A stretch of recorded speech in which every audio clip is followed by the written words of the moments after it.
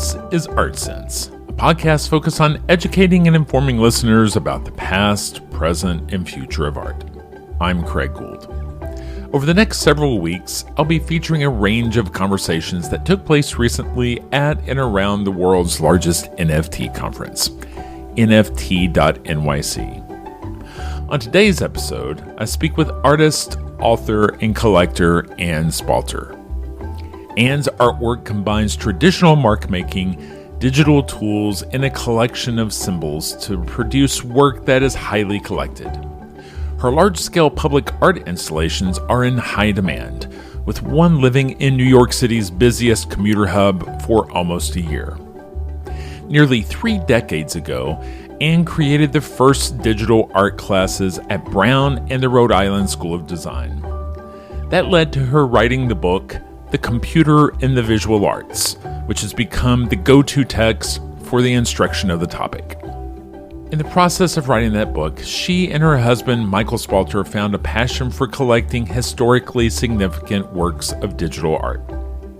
The Anne and Michael Spalter Digital Art Collection, aka Spalter Digital, is now one of the world's largest private collections of early computer art, comprising over 900 works from the second half of the 20th century. That being said, no one can speak with more authority about the state of digital art than today's guest. And now, a conversation about digital pioneers and AI dreams with Anne Spalter.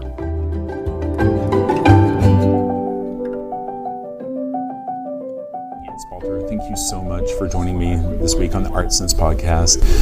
Anne, I know that you have been teaching, writing, collecting, making digital art for going on 3 decades. How did this become your passion?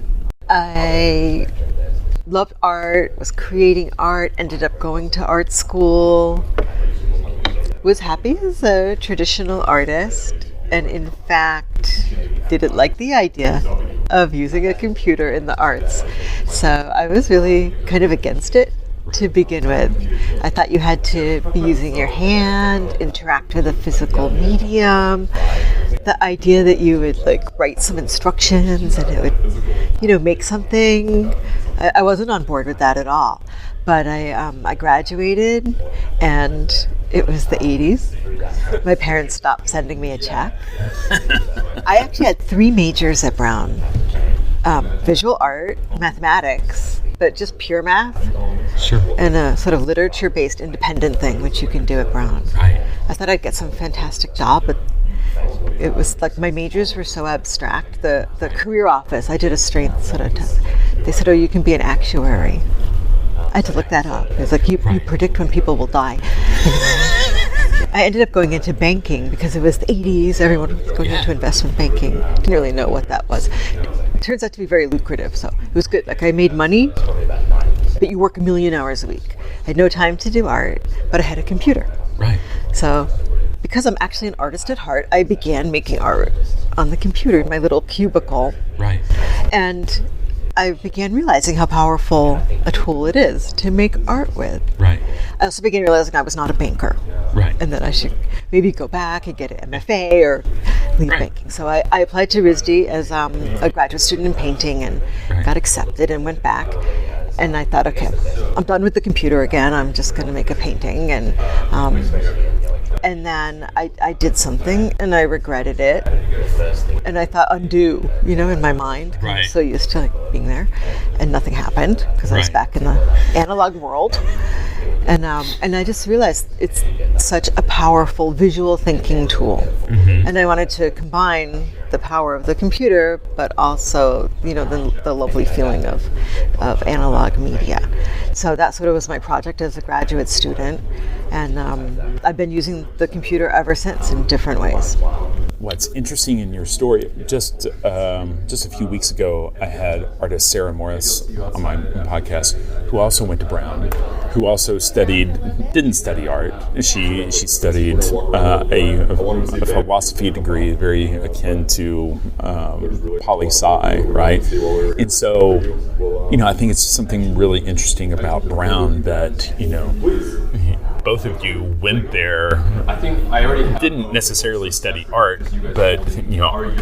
I did study art. I mean, I actually began at RISD. So I studied art at RISD. I transferred to Brown. Most of my classes were at RISD. Sure.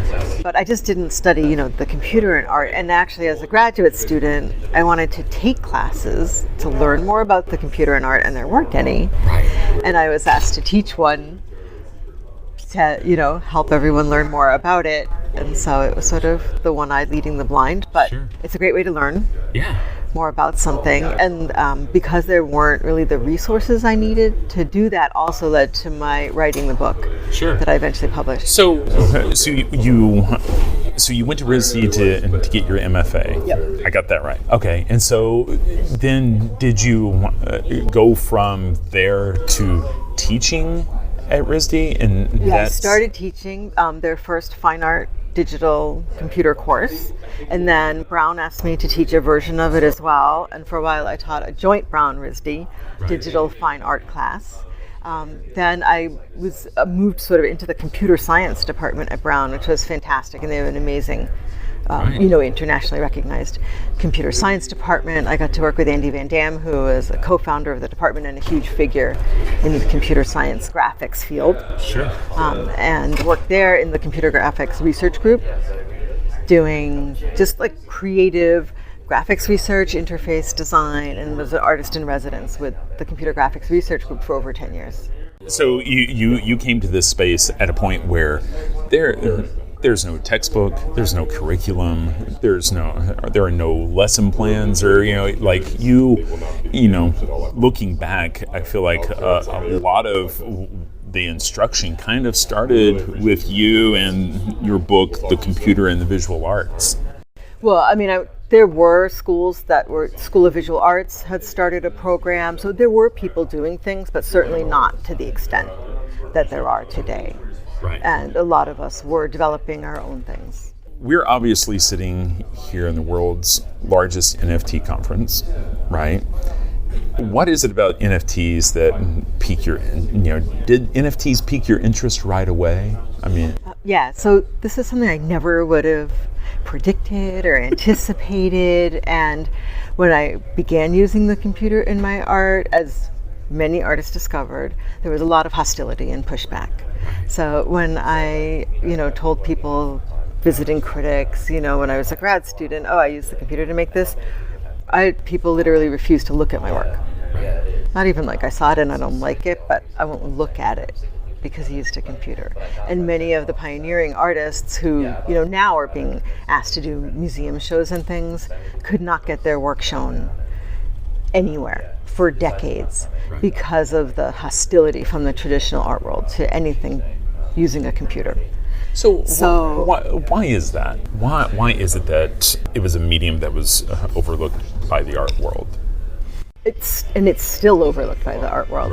Right. I think, like a lot of the reason that we began collecting, Michael Spalter was art history major at Brown, and when I was writing this book, it took me over 6 years to finish it. So he had to learn a lot about digital art living with me. And as an art history major, he said, you know what, these people, they're like the Impressionists. Right.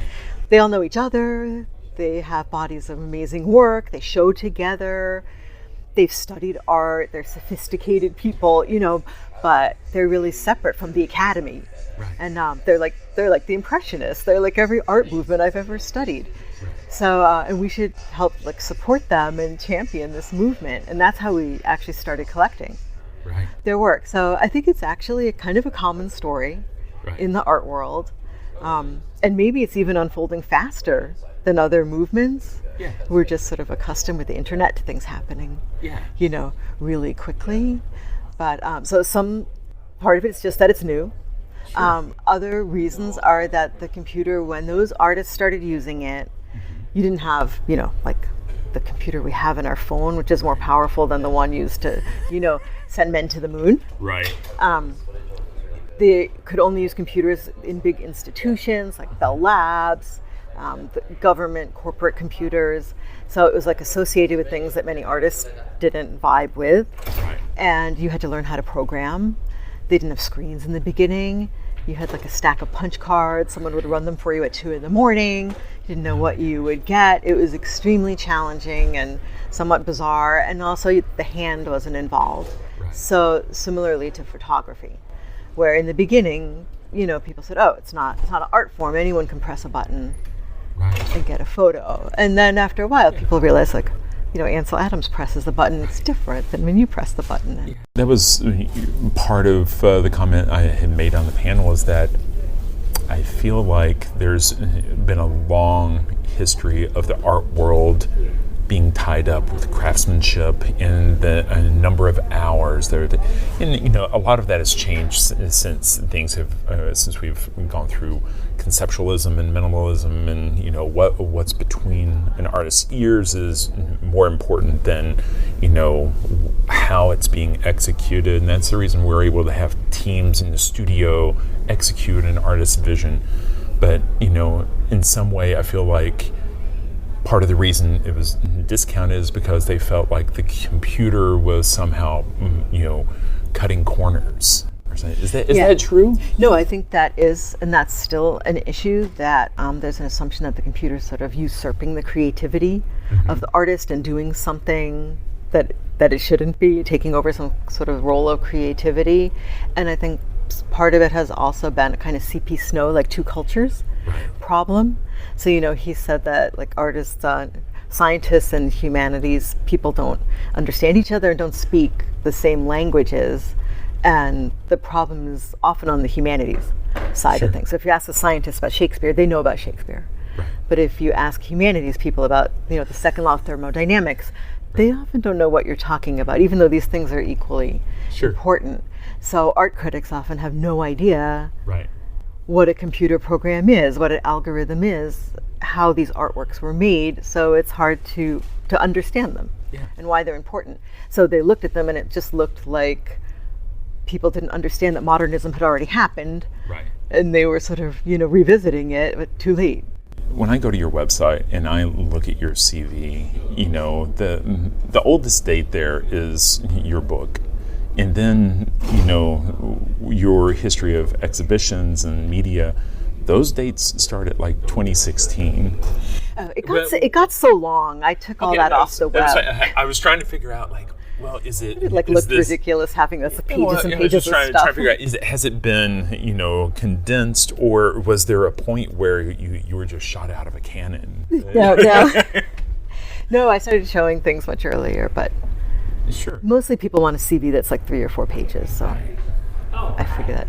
And so what has been your artistic journey, not as a collector and not as an instructor, but as an artist, climbing that hill yourself as a digital artist? What has that been like? It's been the same since I was an undergrad, and throughout all the different media that I've used. It's kind of been the same kind of imagery and symbols, and I think that's true for a lot of artists. You kind of find what you are fascinated by or you're working on, and you're kind of working on that sort of for the rest of your life. I don't know, it's your thing, and you can't really escape it, and you could be drawing about it or painting about it or using a supercomputer. That's like your challenge. So all my work, it's got highways and airplanes and lighthouses, and it's all landscapes. Right. Not really people. That's the the way it is. So it's that sort of independent of the media. Sure. And so modes of transportation. Yeah, like modern landscape, say, is one way of describing it, and then like symbols, it's kind of from the collective unconscious, but like updated for our time. Sure. So Jung wrote about the collective unconscious, and he used things from his time. Mm-hmm. So he didn't have like spaceships, or actually he wrote an amazing book on spaceships. So that's a bad example. Right. But trying to use contemporary things, but that resonate not just for me, but for everyone. So what is it about that theme? I mean, is it about the fact that it's ubiquitous and everybody engages, or is there some underlying thing about transportation transforming us? In your mind, what does it mean to you? I think often it's sort of like a freedom, escape, travel, trying to, transcend and go somewhere new and break through to somewhere. Can you tell me about your recent work? You've started using more and more AI. For the listener, Anne's eyes just got really big and she smiled. I'm obsessed with AI now. Tell me why. Why are you obsessed with AI? Tell me what it's meaning to your body of work. Yeah, I think AI is going to change the art world, and it's already enormously influencing the NFT world. It enables, I think, more people to create amazing artwork and amazing visual things. And it's so bizarre. Right. So I started out doing GAN-based things, generative adversarial networks. Right. You have sets of images, and you kind of have two sets of images that are sort of pitted against one another, but you're essentially trying to make new elements of a set of images that are like the other elements of that set of images. So I did a whole series, and I had some images of airplanes, and it was trying to make new images of airplanes, but it didn't really succeed, and in that process made all kinds of bizarre compositions that looked like crashed planes and spaceships and fantastical things that had a weird perspective that AI makes. It's not 3D perspective, it's not flat, it's its own strange world. Yeah, I mean, that's the part I find exhilarating about it, is that it seems to get closer to surrealism than a lot of the people that are intentionally trying to get to surrealism. I mean, there's like this juxtaposition and, ephemeral feel that, when I look at it, it almost feels like very dreamy, right? Yeah. I mean, like there's in terms of there's Carl something Jung, in that the appeals ether. to me. Yeah. Because it is like it's dreaming, instead of like the machine is looking into its mind, especially when you use text-to-image AI, which is what I've been using recently. Right. And that actually taps into these huge databases like ImageNet. So you have millions and millions of images scraped from the web. Right. And it's looking into that whole kind of cultural image repository. So it is sort of a collective unconscious. It's like looking at the alt text descriptions on these images from across the web, and it's training itself and responding to your input, text input, based on kind of meshing based on categorizations of those images. And the bizarre thing is that naming the objects of those images is done by hand, by people. Right. So it really is sort of an interaction of minds, of all these different minds at once. Wow, this converging collective. So it's kind of a strange group project. And it brings up a lot of issues of authorship and originality. So although I think people's concerns about the early generative artwork were really misplaced, about whether the machine was really being creative. Now some of those actually are pretty valid. Where is the creativity? Right. If you type in a phrase of a few words and you get an amazing image, are you the author because you typed in 3 words? Is the person who wrote the, Sure. neural programming? Is the prompt writer? Yeah. Is it because you chose it and it fits your body of work? Right. A lot of strange things. So you were mentioning earlier the AI, like airplanes, right? And I saw a number of those on your site that were paintings. Yeah. And so, I guess that, using the AI to get there conceptually and then putting the craftsmanship back in there as a painting, I guess it kind of answers some of that, skepticism from someone that where's your hand in here, right? Yeah, and I have to say, I showed those at an art fair called Spring Break Art Show, which is an amazing art fair that everyone should attend. And I've been in it for many years in a row, although I didn't apply this year as the first year. I haven't applied in forever. usually I have some sort of weird digital thing, and maybe I sell like 1 or 2 pieces. That year I made oil paintings and I sold out my whole room. So yeah, people like traditional artwork. It's still a much easier And people thing keep to saying, present. people keep on proclaiming that painting is dead, Yeah. right? No, I don't know. It's been around for hundreds of years. Doesn't seem to be. It's beautiful. Oil paintings are beautiful. Yeah. I have nothing against oil paintings. Right.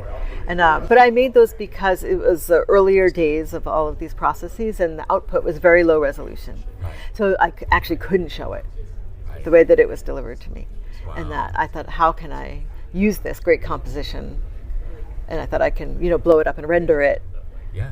by oil painting it. So that brings up a great topic, which is scale. I see that some of your work may be as small as 10 inches square, and some of your work may be as large as 47,000 square feet.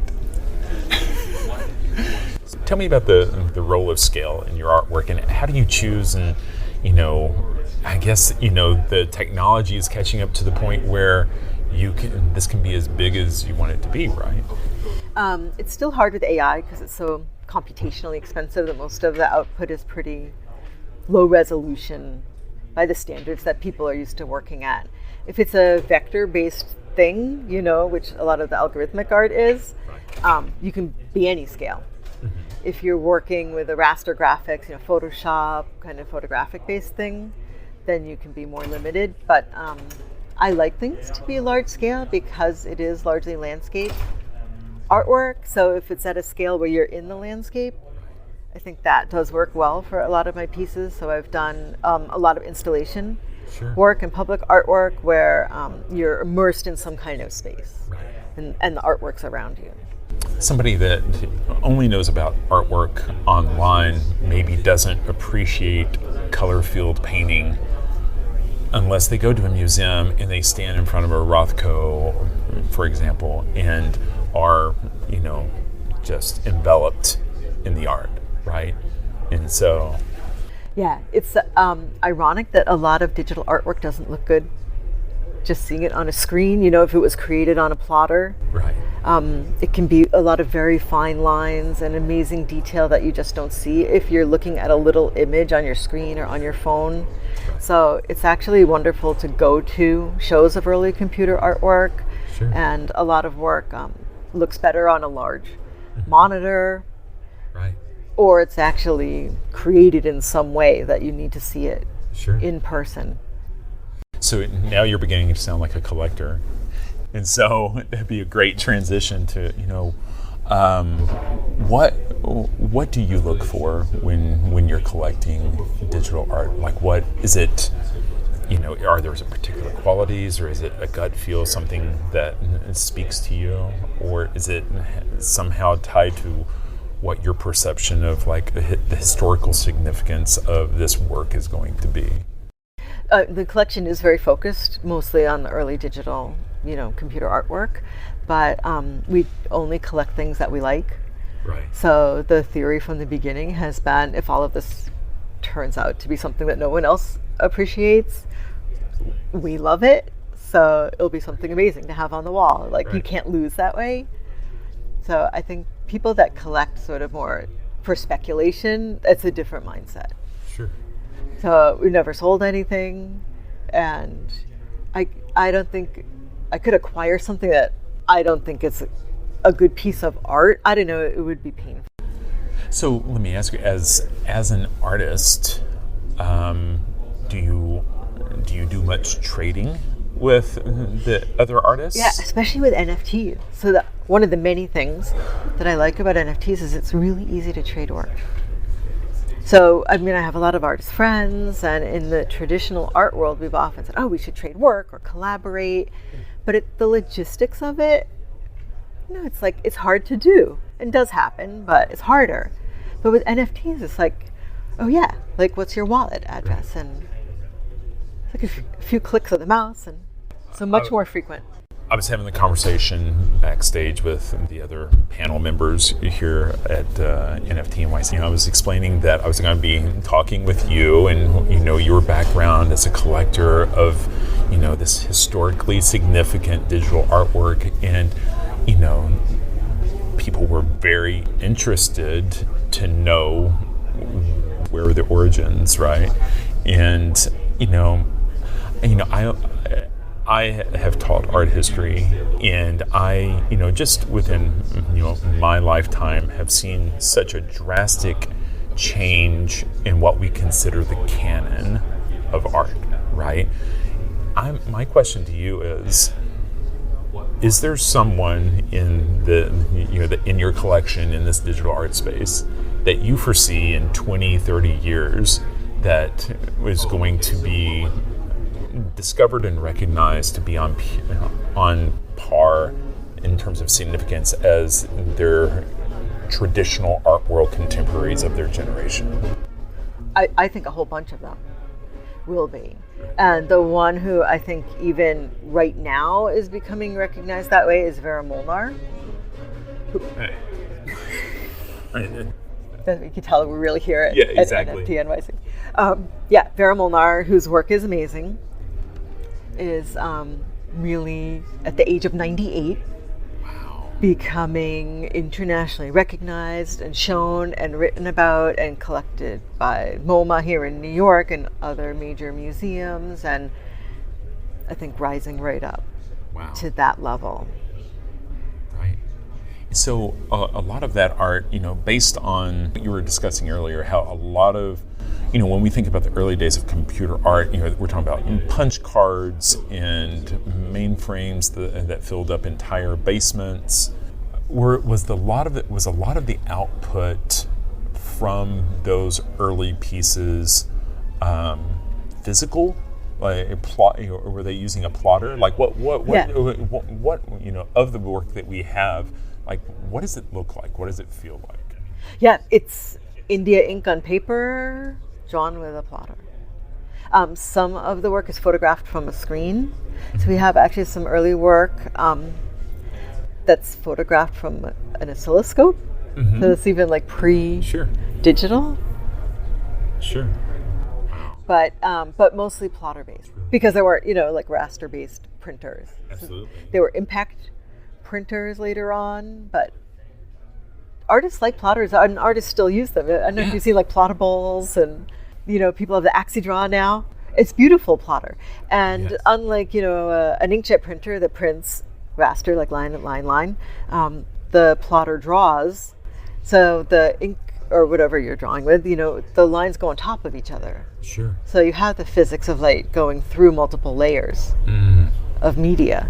Sure. It's not one flat surface. Oh, right. So let me ask you your opinion. Like, where do you think we are in terms of this space, and where do you think we're headed?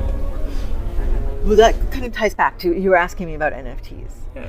So when I saw art blocks and the on-chain generative art, I thought this is sort of a direct descendant of what these pioneers were doing, sort of the long-form generative art. I thought a lot of them would be really excited about it. Turned out not to be the case. Some were, many not. But I think it's like genetically very related and very exciting. And I was excited that so many young artists were doing this and so enthusiastic about it. And it's also wonderful that now they're discovering these older artists and their work, and they're actually becoming a real collector base for those artists' work. So it's like a wonderful circle in history. Absolutely. Of artists and collectors. That's awesome. Yeah. So, Anne, if somebody wanted to follow you and maybe see your collection, find out more about everything Anne Spalter, where's the best place to follow you? On social media, and my website is just Anne Spalter, all one word, all lowercase. That's A-N-N-E. Anne with an E. Yep, and S-P like Peter, A-L, T like Thomas, E-R. And the collection is spalterdigital.com. Well, Anne, I cannot say thank you enough for you being generous with your time and talking with me, and being willing to open up about your passion. Thank you. Yeah, pleasure.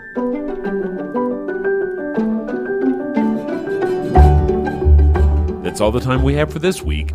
You've been listening to ArtSense. You can find the show on Apple Podcasts, iTunes, Google Play, Stitcher Radio, Spotify, or your favorite podcast app. If you've enjoyed this podcast, be sure to subscribe. And while you're there, please rate the show and leave a quick review. Your feedback is the key to other folks finding us. And if you'd like to see images related to the conversation, read the transcript, and find other bonus features, you can go to cambia.art and click on the podcast tab. If you'd like to reach out to me, you can email me at craig@cambia.art. Thanks for listening.